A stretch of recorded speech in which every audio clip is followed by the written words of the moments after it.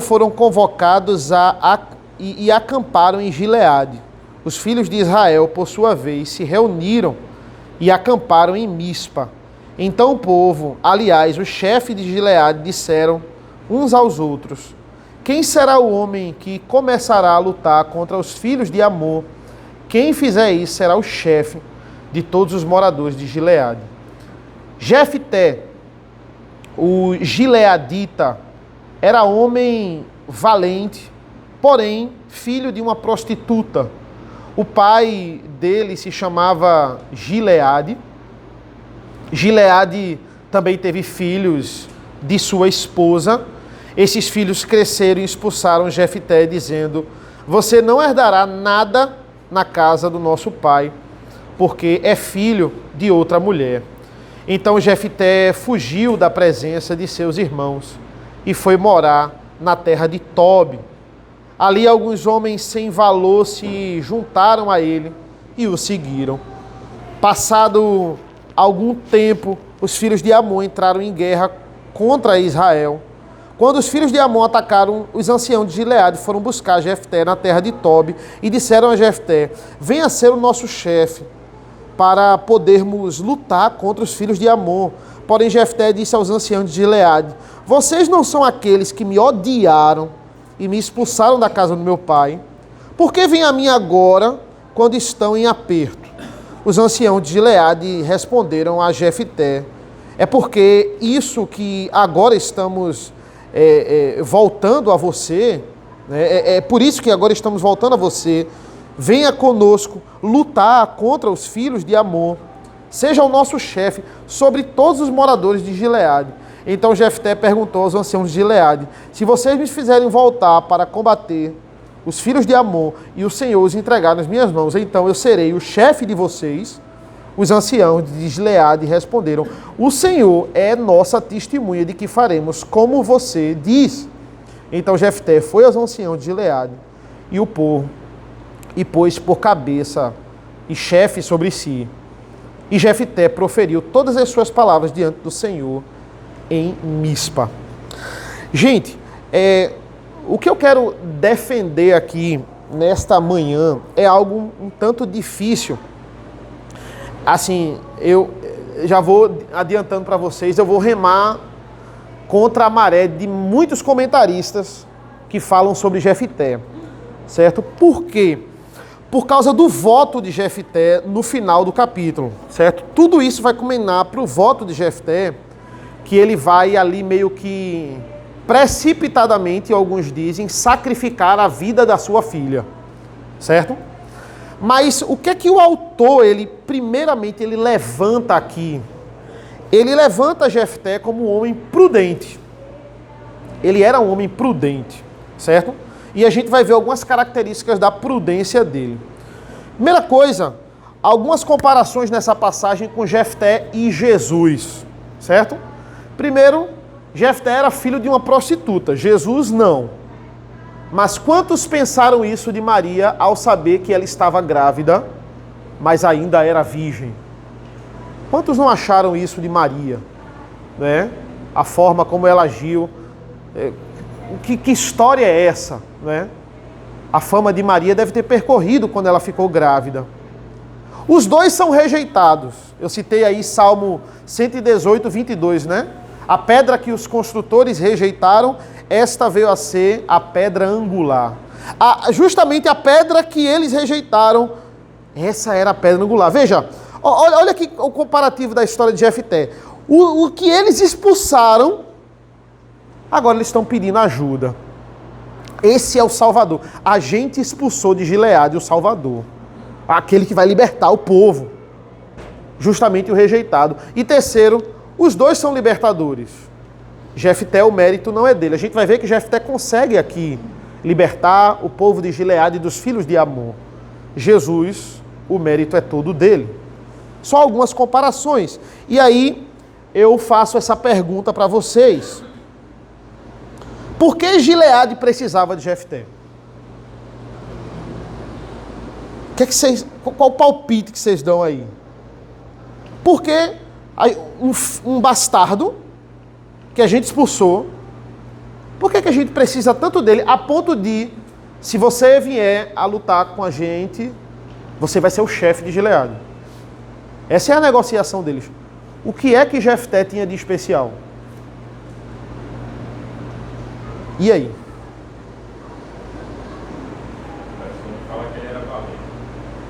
Fala que ele era valente, né? Veja o 3, veja como o 3 é sutil, né? Então Jefté fugiu da presença de seus irmãos e foi morar na terra de Tobi. É interessante esse lugar, Tobi. Tobi era um lugar barra pesada, digamos assim. Era uma cidade violenta. Era um bairro... Eu tava estudando sobre isso, eu estava vendo. Os bairros mais inusitados, eles têm os nomes mais bonitos. Né? Aquele bairro que você diz, rapaz, vou travar a porta, né? Vou subir o vidro, né? Aqui vou passar mais rápido. São bairros, veja, por exemplo, Prazeres. Prazeres, né? Jardim Piedade, uma coisa bonita, né? Curado.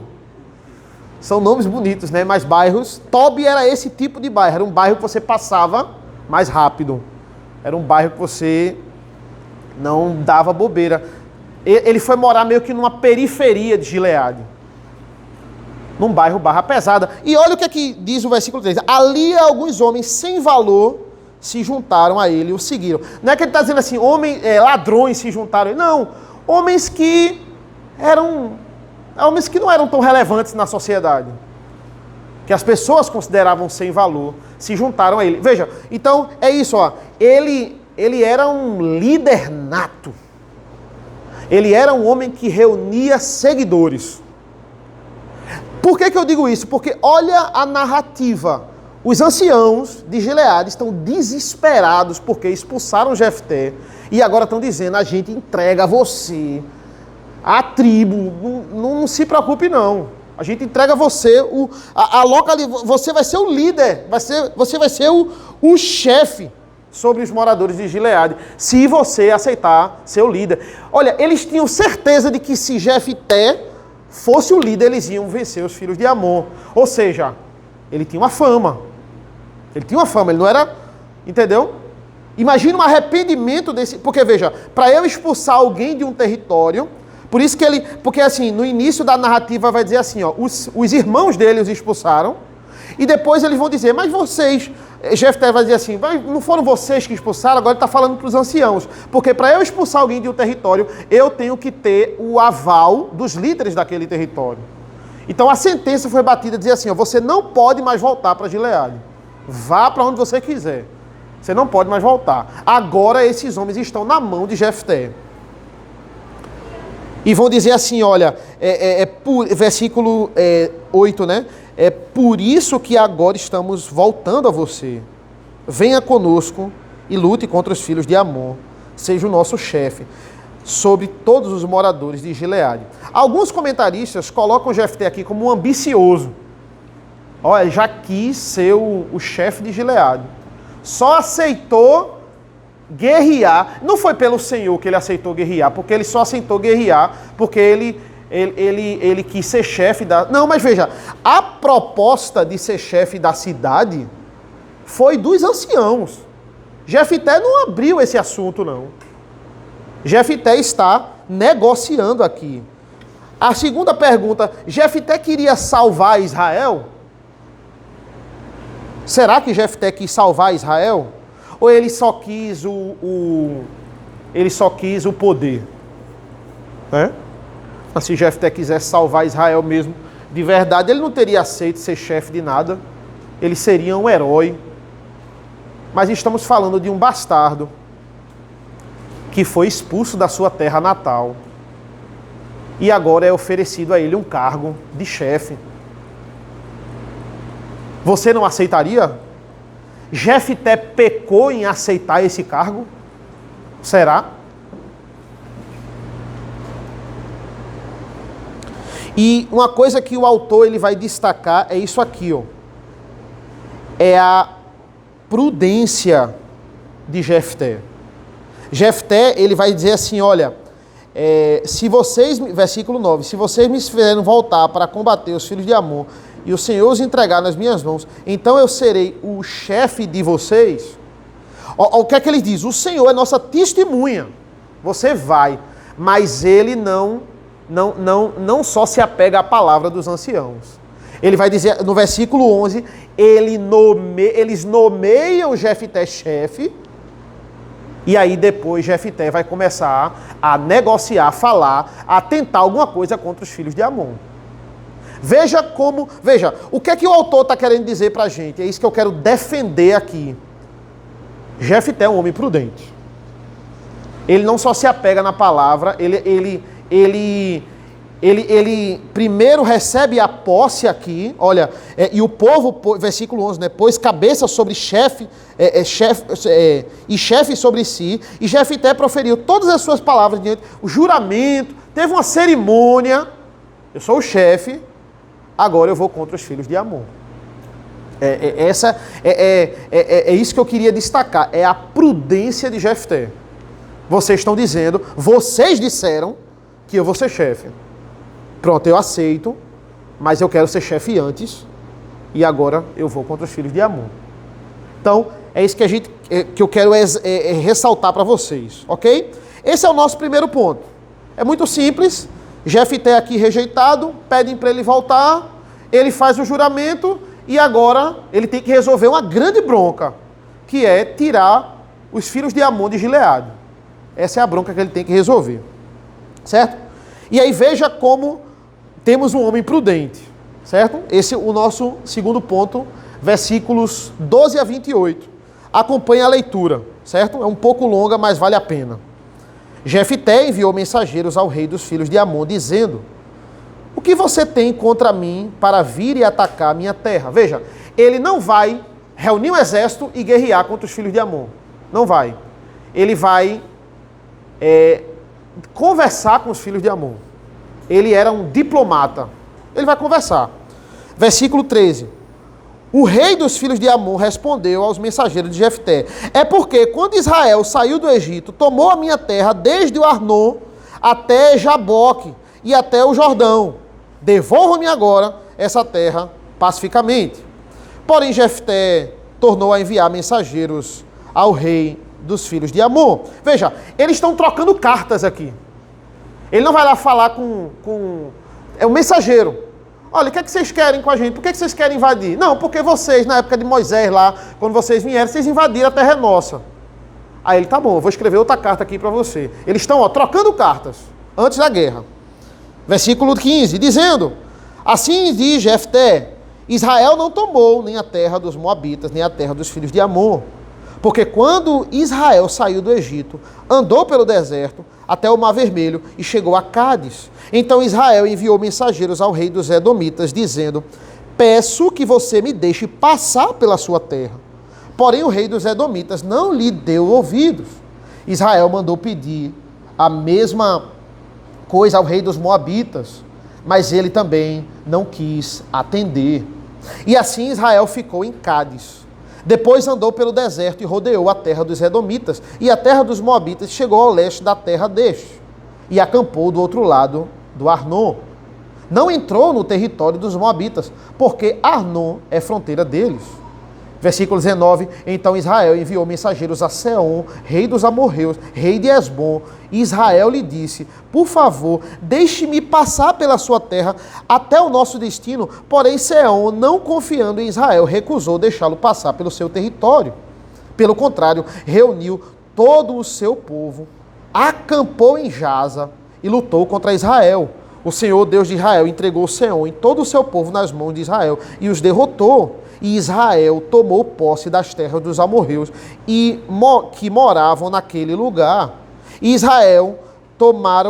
os israelitas tomaram posse de todo o território dos amorreus, desde o Arnon até Jaboque e desde o deserto até o Jordão. Assim o Senhor, Deus de Israel, expulsou os amorreus de diante do seu povo, de Israel. E você pretende ser dono dessa terra? Olha a indagação de Jefté. Essa terra foi dada a nós. A gente não tomou porque a gente queria passar por ela. Mas vocês me disseram E olha, e Deus disse, a terra prometida vai ser nossa. A gente vai ter que passar. E ele disse, não vão passar. Essa terra foi dada. Versículo, olha a indagação de Jefté para os filhos de Amon. Versículo 24. Não é fato que você considera como sua propriedade aquilo que Quemos, seu Deus, lhe dá? Assim nós possuímos o território de todos os que o Senhor, nosso Deus, expulsou de diante de nós. Ele usa o exemplo do Deus pagão deles, para dizer, olha, Quemos não disse o território é de vocês e vocês têm que ficar. Deus disse que o território é nosso e nós vamos ficar. Versículo 25. Você pensa que é melhor do que Balaque, filho de Zipó, rei dos amorreus? Será que alguma vez ele entrou em conflito com Israel e lutou contra ele? Enquanto Israel morou durante 300 anos em Esbom e as suas vilas, e em Aroé e nas suas vilas, e em todas as cidades que ficaram às margens do Arnon, porque vocês, amonitas, não as recuperaram durante esse tempo. Portanto, não sou eu quem pecou contra você, porém você fez mal em lutar contra mim. O Senhor, que é juiz, julgue hoje entre os filhos de Israel e os filhos de Amon. Porém, o rei dos filhos de Amon não deu ouvidos à mensagem que Jefté lhe havia mandado. Pergunta que eu faço para vocês. O que Jefté queria provar aos filhos de Amon?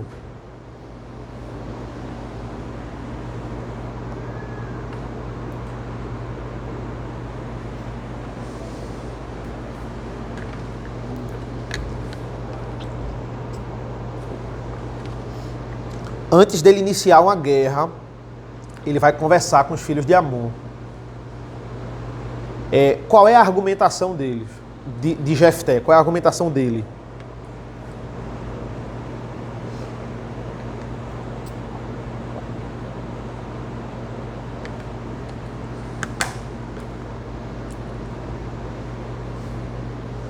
E aí? Um chute? Nada? Pode falar, não tenho vergonha.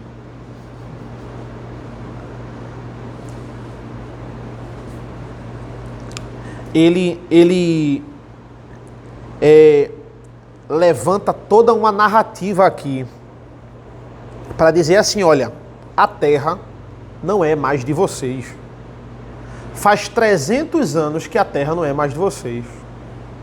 Você se acha melhor do que Balaque? Balaque era um rei nesse período dos 300 anos que disse assim, não, Israel tomou a terra é deles, eu não vou invadir. Você acha melhor do que Balaque? Por que vocês não tentaram antes, só estão tentando agora? Jefté está começando a indagar com eles. Olha, eu estou provando a vocês. E a outra pergunta importante. De onde Jefté tirou a sua argumentação? Ele tirou da onde isso? O que é que vocês acham? Da Bíblia, né? Ele tirou do Pentateuco. Jefté doutor em Pentateuco. Por quê? Porque ele sabia toda a história de Israel, a fundo. Ele tirou isso aqui de Deuteronômio. Dos relatos de Moisés, que lutou contra Seom, que lutou contra Og. Veja, eu estou falando de uma pessoa aqui, que é um líder nato. Veja, eu sou advogado de Jefté hoje, porque a gente vai ver os próximos versículos, certo? Eu estou falando de uma pessoa que é líder nato, e uma pessoa que sabe a lei de Moisés. O argumento dele foi totalmente em cima da lei de Moisés, para dizer assim, ó, essa terra não é de vocês. Vocês não têm o direito de reivindicar ela. Qual é o argumento dos filhos de Amon? Não porque vocês tomaram a terra da gente e a gente quer de volta. A gente não tomou, não. A gente queria passar. Vocês não deixaram a gente passar. Deus foi lá e deu pra gente. Então é isso. Vocês acham que vocês vão contra Deus, vocês vão vencer? Olha, a gente não tem isso nos outros juízes. Geralmente e muitas vezes Deus diz, ó, vai lá, ataca, não tem conversa. Jefté é diplomata. Ele vai conversar. Olha, vamos fazer o seguinte, vamos fingir que vocês nem vieram aqui pedir isso. Eu fico aqui com a terra e vocês não tentam nada. Mas o que acontece? Versículo 28, né? Versículo 28, a gente não vai não vamos dar ouvido à sua mensagem, né? Olha a prudência, dos versículos 19 ao 23, ele está contando toda a história. A gente ia passar, mas vocês... Veja, é o segundo ponto aí, a gente vê a prudência dele e agora a rejeição completa dos filhos de Amon. E aí a gente chega no nosso polêmico terceiro e último ponto. Juízes 29 ao 40. Acompanhe essa narrativa e veja o que é que está acontecendo aqui. Versículo 29. Então o Espírito do Senhor veio sobre Jefité. Ele atravessou Gileade e Manassés e passando por Mispa de Gileade, foi até os filhos de Amon. Jefité fez um voto ao Senhor dizendo, veja, antes da batalha, ele faz esse voto. Antes de ir contra os filhos de Amon. É um voto. Se de fato entregares os filhos de Amon nas minhas mãos, quem primeiro sair da porta da minha casa para se encontrar comigo, quando eu voltar vitorioso sobre os filhos de Amon, esse será do Senhor, e eu o oferecerei em holocausto. Isso acontecia muito quando os soldados eles voltavam vitoriosos em guerra, os familiares vinham, né, ao encontro deles e para abraçar e regozijar pela vitória. Ele está dizendo assim, ó, quem primeiro vier falar comigo, da minha casa lá, vier falar comigo, vier me abraçar, eu vou oferecer essa pessoa ao Senhor em holocausto. Esse é o voto de Jefité. Versículo 32. Assim Jefté foi de encontro aos filhos de Amon para lutar contra eles, e o Senhor os entregou nas mãos de Jefté. Ele os derrotou desde Aroé até as proximidades de Minite, 20 cidades ao todo, e até Abel-Queramim. Foi uma grande derrota para os filhos de Amon, que assim foram subjugados pelos filhos de Israel. Venceram. Quando Jefité voltou para sua casa em Mispa, a filha saiu ao seu encontro, tocando o tamborim e dançando. E ela era a filha única. Ele não tinha outro filho, nem filha. Quando Jefité a viu, rasgou as suas roupas e disse, minha filha, você me prostra por completo, você passou a ser a causa da minha ruína, porque fiz um voto ao Senhor e não posso voltar atrás. E ela lhe disse, meu pai, você fez um voto ao Senhor, faça comigo o segundo voto, que fez agora, que o Senhor o vingou, agora que o Senhor o vingou dos inimigos dos filhos de Amon. E ela disse mais ao seu pai, que me seja concedido isso, deixe-me por 2 meses, para que eu vá e desça pelos montes e chore a minha virgindade, e as minhas companheiras. E o pai consentiu, dizendo, vá. Deixou ir por 2 meses, então ela se foi com as suas companheiras e chorou a sua virgindade pelos montes. Ao fim de 2 meses, ela voltou para seu pai, que lhe fez segundo o voto que tinha feito. Assim, ela nunca teve relações com homem algum. Daqui veio o costume em Israel, de as filhas de Israel saírem por 4 dias, todos os anos, a chorar pela filha de Jefité, o gileadita. Vamos lá. Olha aí. Recapitulando, né, assim, o que eu falei, muitos comentaristas reformados, eles discordam do que eu vou explicar aqui. E outros concordam. Tem uma grande divergência aqui quanto ao que foi esse voto, certo? E aí eu coloquei aí pra gente. Primeiro, existem problemas quanto à interpretação desse ponto. Porque a pergunta é, o voto era para matar a filha ou não? O que é que vocês acham? Jefité matou a sua filha. Quando ele vê que a sua filha que chegou, ele rasga suas vestes, né? Ele diz, isso é a causa da minha ruína, né? Você se tornou a causa da minha ruína. E ela meio que até consola o pai ali, né? Veja, eu vou defender aqui, muitos defendem que ele matou a filha. Eu vou defender que não, que ele não matou a filha, certo? Baseado em alguns pontos aqui. Primeiro, eu queria que alguém abrisse em Levítico 18, 21. E outra pessoa abrisse em Deuteronômio 12, 29 e 32 e lesse pra gente, por favor.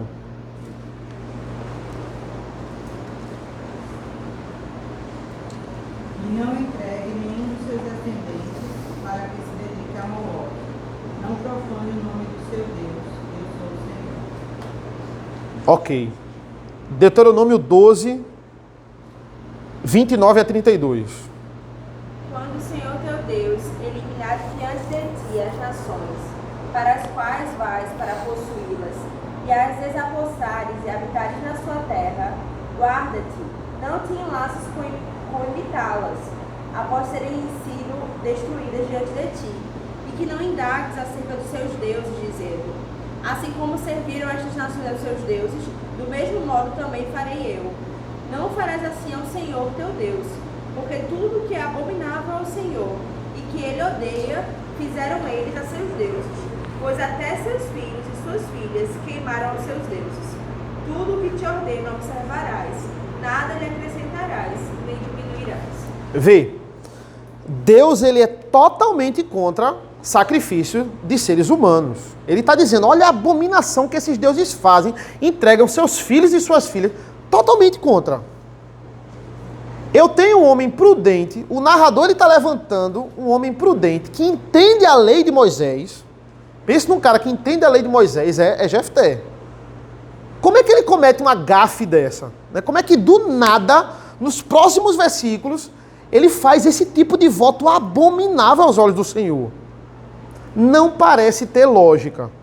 Mas esse primeiro argumento é fraco. Ele podia, sei lá, teve um surto aí de desespero e fez esse voto horrível ao Senhor. Certo? Segundo argumento. Em nenhum lugar na Bíblia existe a lembrança ou menção desse erro. Geralmente, quando alguém faz um pecado, um personagem bíblico faz alguma atrocidade, isso é... Tem alguma linha que diz assim, isso foi mal aos olhos do Senhor. E o Senhor não aprovou isso. Mas isso também é um argumento fraco. Podia ser que a Bíblia não mencionou, tem alguns pecados também que a Bíblia não frisa mesmo que... Mas é estranho, a primeira coisa que a gente deve pensar, isso é estranho, porque é um tipo de pecado muito, muito grave, para não ser mencionado. Pelo contrário, Jefté está no rol dos heróis da fé, em Hebreus 11, sem nenhuma menção a isso. Né? Ok.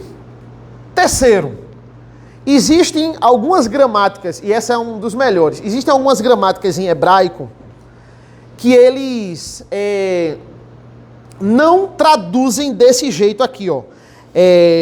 Versículo 31, né? O finalzinho do voto ali, né?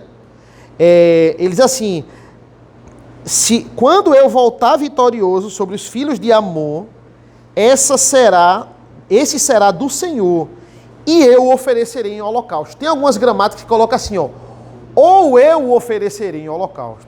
Esse será do Senhor, ele tira o e bota o ou eu oferecerei em holocausto. Por que isso? Alguns comentaristas explicam que se fosse uma pessoa que viesse, ele ia oferecer essa vida da pessoa para ela se dedicar ao Senhor, não matar, para ela se dedicar ao templo do Senhor, para ela servir ao Senhor com a sua vida, seria só isso. Se fosse um animal, ele ofereceria em holocausto. Sei lá, vai que o cachorro dele parte na frente para ver ele, pronto.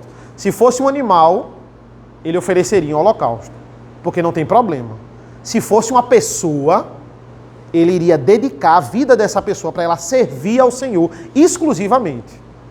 Esse termo aí, essa substituição do i ou ou, faz muito sentido aí nesse contexto.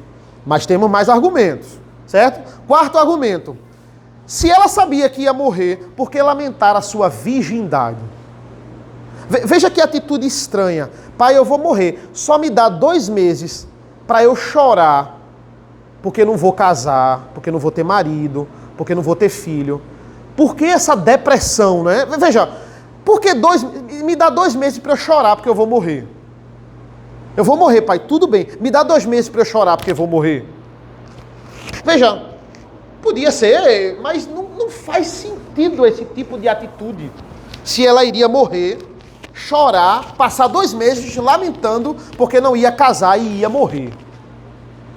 Que lamento é esse, né? e é um lamento mesmo, a gente vai ver também isso aí. Esses são os argumentos que eu quero que a gente pense, certo? Será que Jefté queria matar um dos seus? Essa é a pergunta. Por quê? Porque, veja, se eu estou voltando para a guerra e alguém vem me abraçar, será que não vai ser um familiar? Vai ser uma pessoa aleatória que vai me abraçar? Qual é a probabilidade de ser alguém da minha casa que vai me abraçar? Então, realmente, Jefté, ele queria descumprir a lei de Moisés, matando alguém da sua família. Será que Deus, ele iria se agradar desse sacrifício? Certo? Essa é a pergunta que a gente pode fazer. Certo? Outra coisa. Romanos 12:1. Alguém abre aí pra gente, por favor. Vamos usar o argumento aí do Novo Testamento, argumento de Paulo.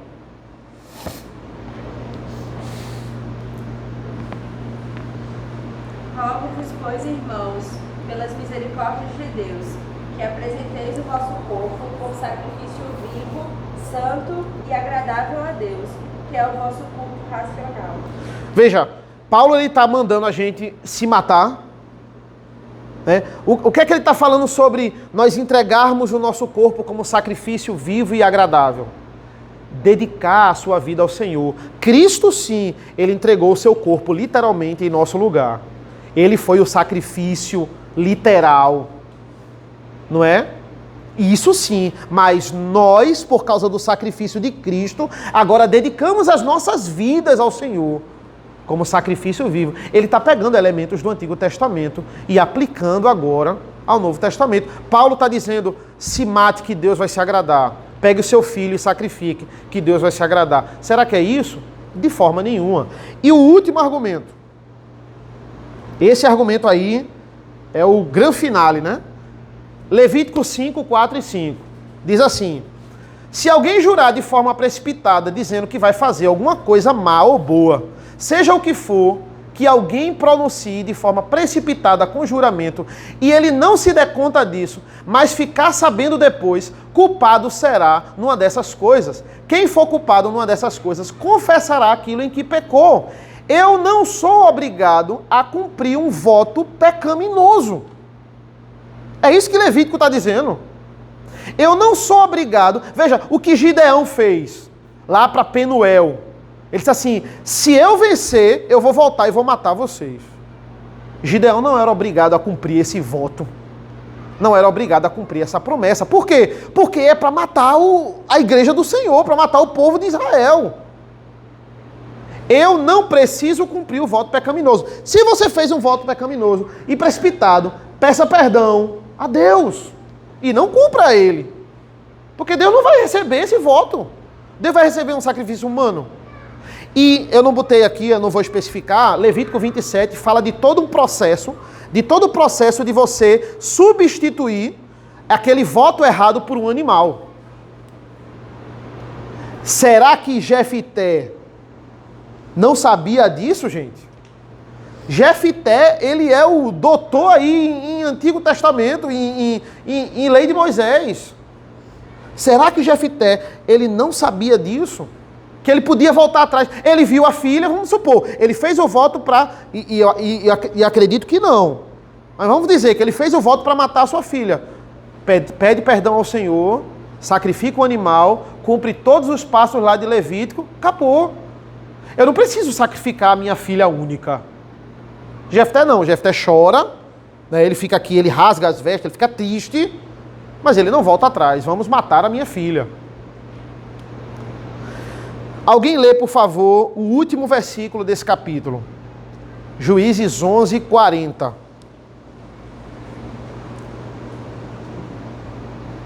Daqui veio o costume em Israel, de as filhas de Israel saírem por 4 dias, de ano em ano, a cantar em memória da filha de Jefté, o gileadita. A revista atualizada fala cantar em memória. A minha fala chorar pela filha de Jefté. Mas o termo original é celebrar. O verbo, aí você vai no interlinear mesmo, tá lá. O verbo no original é, daí vem o costume de 4 dias todos os anos, as filhas de Israel celebrarem pela filha de Jefité, o gileadita. E aí eu separei algumas versões pra gente, só pra gente ficar de cara aqui, né? NAA, chorar, tá fora, né? Corrigida, lamentar. Ó, todos eles entendem na interpretação. Veja como a tradução ela é uma interpretação. Eles entendem que ali foi morte, né? Chorar, lamentar. A Ara, mais ou menos, né? Cantar em memória, mas em memória da ideia de que, olha, morreu, coitada, né? Em memória dela. Original, celebrar. Poxa, chorar para celebrar é meio difícil. Agora é bronca. Olha o que a Bíblia Viva fala. Vocês que criticam tanto a Bíblia Viva. Celebrar a memória é a única que chega mais perto. Tá vendo? A gente com um preconceito aí da Bíblia Viva. Mas assim, é só pra gente entender que não existe uma tradução 100%, né? Existe uma que mais chega perto, mas tem... A gente tem que ver, quando a gente principalmente estuda, a gente tem que ver uma série de outras. Original tá celebrar. Como é que eu celebro esse episódio? Essa é a dúvida, né? Como é que eu celebro esse episódio? Celebrar que ela morreu porque o pai dela fez esse voto. Que bênção, né? Algo que a lei de Moisés abomina. Como é que as filhas de Israel, todos os anos, fazem um retiro, né? Para celebrar, para chorar, né? Isso aí. O que a filha de Jefité iria fazer? Essa é a pergunta, a chave de hoje. O que é que ela realmente... O que é que esse voto significa? O que é que vocês acham?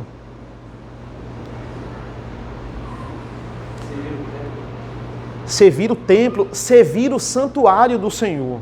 Essa é a argumentação. Ela iria se dedicar ao Senhor. E ela não poderia mais casar.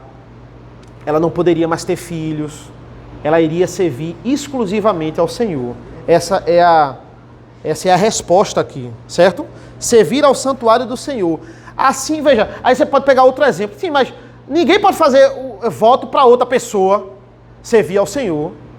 Pode fazer voto para você, mas para outra pessoa. E o exemplo de Samuel. A mãe de Samuel, né? Assim como Samuel, ele foi consagrado pelo Senhor. Não pelos seus pais, pela sua mãe, né? E Samuel cumpre o voto. Samuel cumpre o voto. Ele vai cumprir, não fica murmurando, ele não fica... Um argumento também é que o autor ele fala aqui, né? O texto fala que ele ficou triste porque ele não tinha outros filhos. Exatamente. Porque a consagração era uma bênção, mas assim, Isso. o ponto dele é que ele só tinha um filho. Olha... Ele não ia ter neto. Perfeito. E olha o contexto dele. Ele era um filho bastardo, que só tinha uma filha, ele não ia ter netos, ele não ia ter descendentes. Esse é o choro dele. Entende? Esse é o argumento. Perfeito. Perfeito. É isso. Veja, outra pergunta. Por que ela chora a sua virgindade? Versículo 38. Por que quando ela sabe da notícia, ela diz, pai, me dá 2 meses para eu chorar minha virgindade, né? Oi? Não ia mais casar. Veja, toda mulher de Israel sonhava em ser mãe. Toda mulher de Israel. Por quê? Porque ela sabia que de uma delas iria nascer o Messias. Esse era o ensinamento. Olha como isso era forte. Toda mulher de Israel, ela dizia, ó, de uma da gente, olha que precioso, vai nascer o Filho de Deus. Eu quero ser mãe, vai que sou eu. E agora ela não ia mais ter isso. Ela diz, pai, eu preciso de 2 meses para digerir a informação. Ter um tempo para mim.